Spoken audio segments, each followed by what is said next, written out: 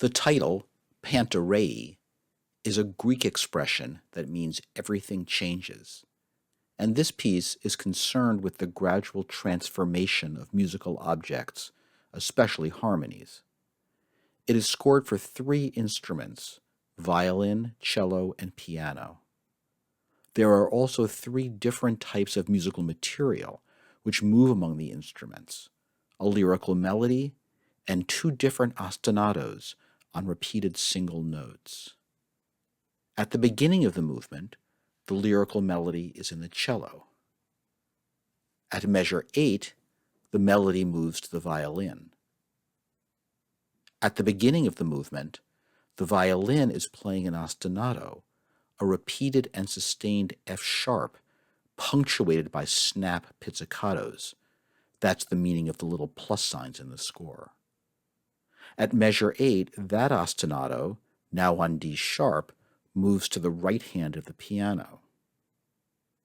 At the beginning of the movement, there is another different ostinato in the right hand of the piano, short repeated Ds, with a performance instruction to stop the string inside the piano with a finger of the left hand. At measure 8, that ostinato moves to the cello, now pizzicato and on G.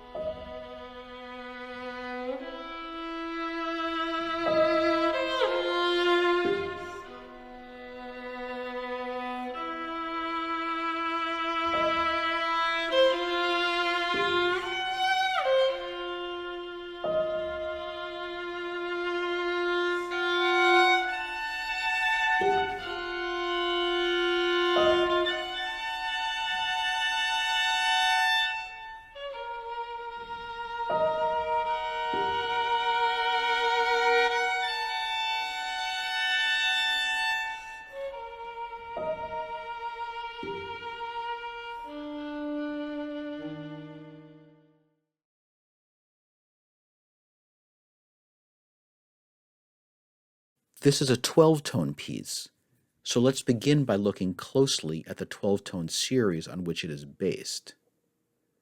Within each half of the series, that is, within each of its hexachords, the intervals are arranged as an alternation of 2 intervals, first 7, 9, 7, 9, 7, and then 11, 9, 11, 9, 11. Using traditional interval names, the minor third is an important interval throughout, combined either with a perfect fifth in the first hexachord or a major seventh in the second hexachord.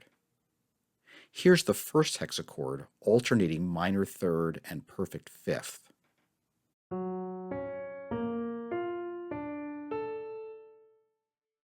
Here's the second hexachord starting on E and alternating minor third and major seventh.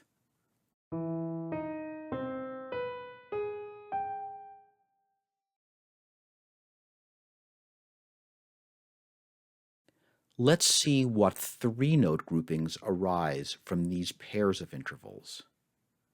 Within the first hexachord, we find four overlapped statements of the consonant triad, set class 037.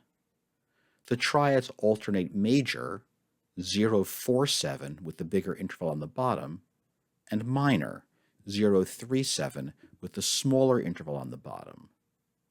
The last two notes of one triad become the first two notes of the next. The adjacent triads are related by retrograde inversion around the two notes they share. Together, the four triads form an RI chain leading from F sharp major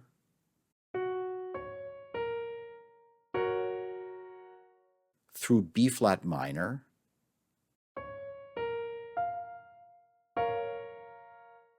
and B flat major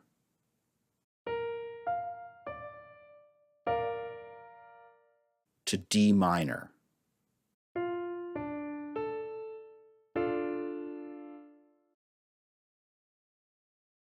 Within the second hexachord, exactly the same thing happens, only now we're talking about a different type of trichord, namely 014.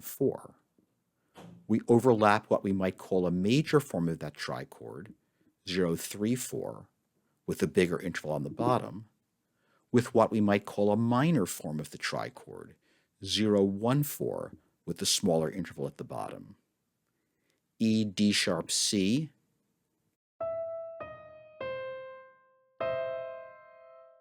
overlapped with D sharp, C, B,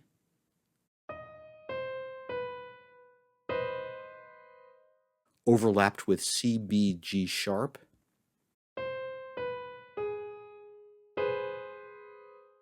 overlapped with B, G sharp, G.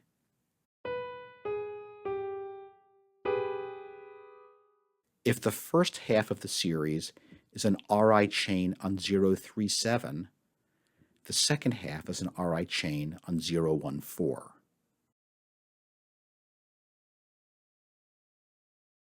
The two hexachords of the series are both hexatonic hexachords.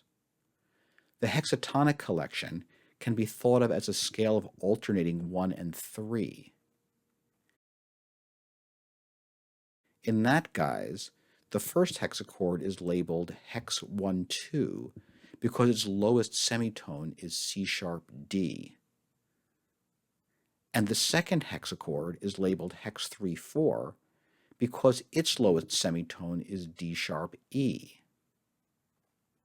The hexatonic hexachord can also be thought of as two augmented triads a semitone apart, and the series is ordered to feature the augmented triads as every other note.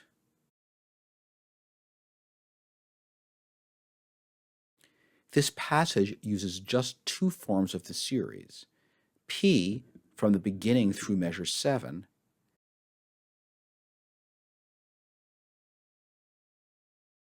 and I from measure 7 to measure 15.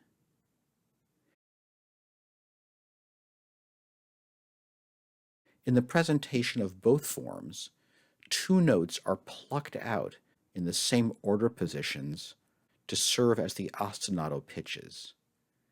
F sharp and D are plucked from P, and D sharp and G are plucked out in I. The lyrical melody advances slowly through the series with constant recall and repeat of earlier notes. Here's the melody, just the pitches, not the rhythms. It's full of internal repetitions.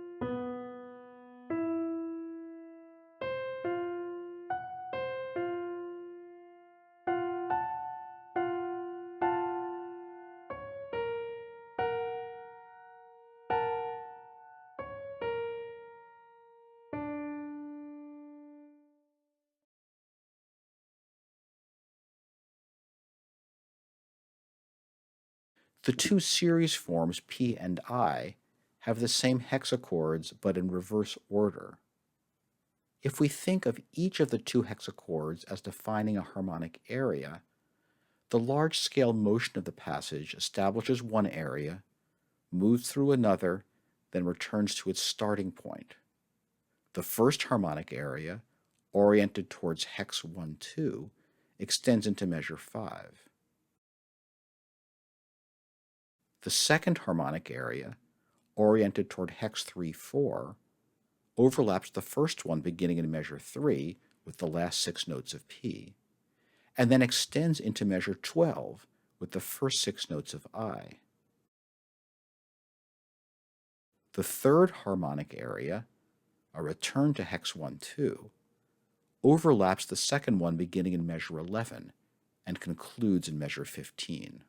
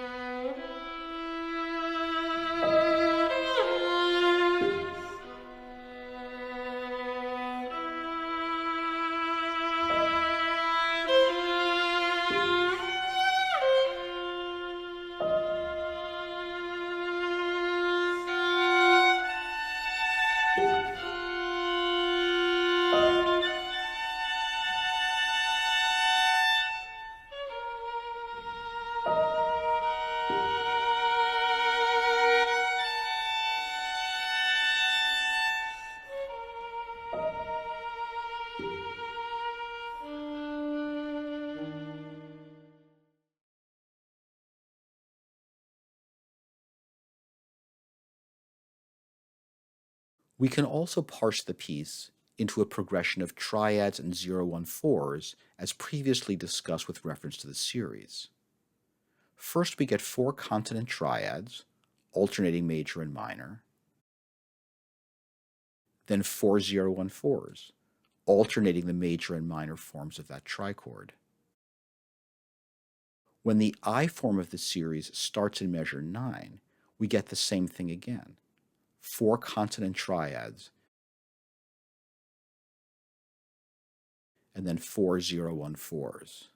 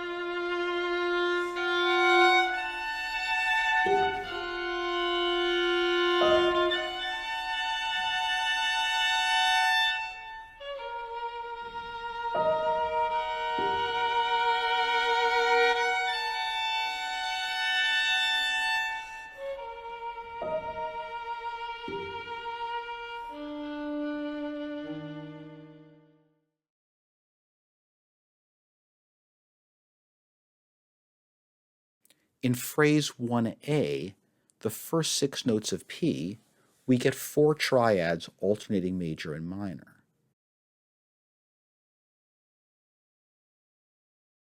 In the progression from triad to triad, one note moves by semitone while the other 2 hold. Compare that to what happens in phrase 2a, involving the first 6 notes of I. There again we get 4 triads, and again we alternate major and minor. And again, 2 notes hold while one note moves by semitone. The voice leading among these triads is as smooth as it can be. In each case, we can imagine the move as an inversional flip. The 2 held notes form an axis around which the moving note flips symmetrically. Here's a harmonic reduction of phrase 1a. G-flat major to B-flat minor to B-flat major to D minor. In each progression, 2 notes hold and one moves by semitone.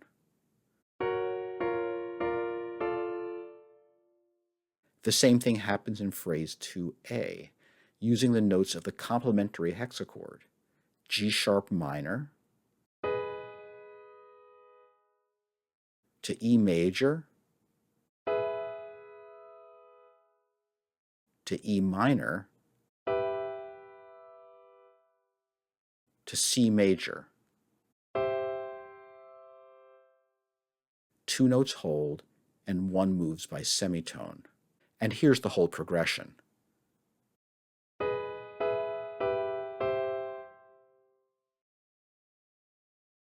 Something rather similar happened in the progression among the trichords in 014 in phrases 1b and 2b. Again, 2 notes hold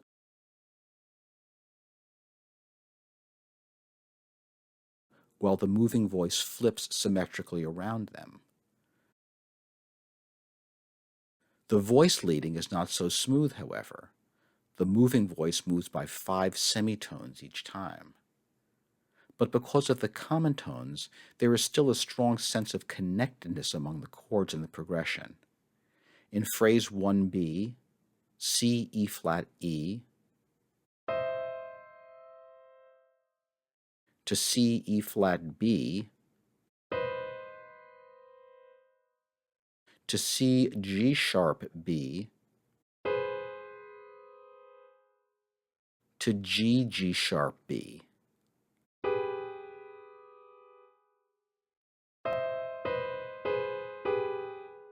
In phrase 2b, F, F sharp, A, to B flat, F sharp, A, to B flat, C sharp, A, to B flat, C sharp, D. 2 notes held in common, while the third note moves by 5 semitones.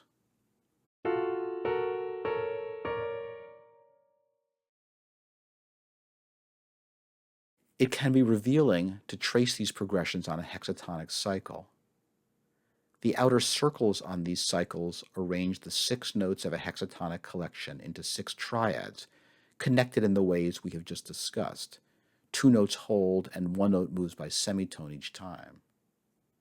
The inner circles on these cycles arrange the same 6 notes of a hexatonic collection as 6 0-1-4s, connected by having 2 notes hold and the remaining note flip around them, moving by 5 semitones each time.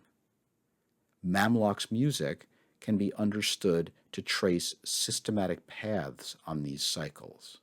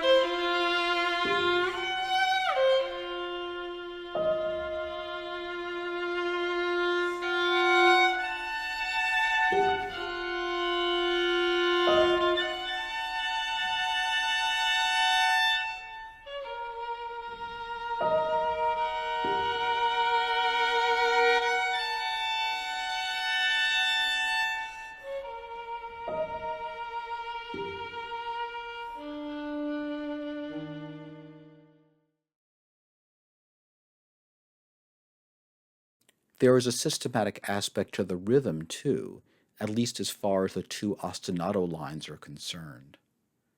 Ostinato 1 projects a regular periodicity of 17 16th notes, 10½ 16th notes for the sounding duration of the F sharp, cut off by the snap pits, and then a rest of 6½ 16th notes.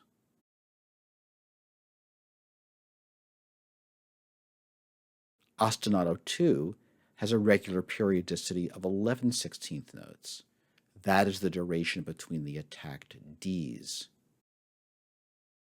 The periodicities of the 2 ostinatos do not coincide with each other, and neither coincides in any simple way with the beats of the notated 3/4 meter. There may also be a systematic aspect to the rhythms of the lyrical melody. That's Mamlok's common practice, and I used to think it was true in this movement also, but now I'm not so sure. It might be better to imagine that the piece is built on a contrast between the relatively rigid ostinatos and the relatively free melody. The result is a kaleidoscopic rhythmic interplay.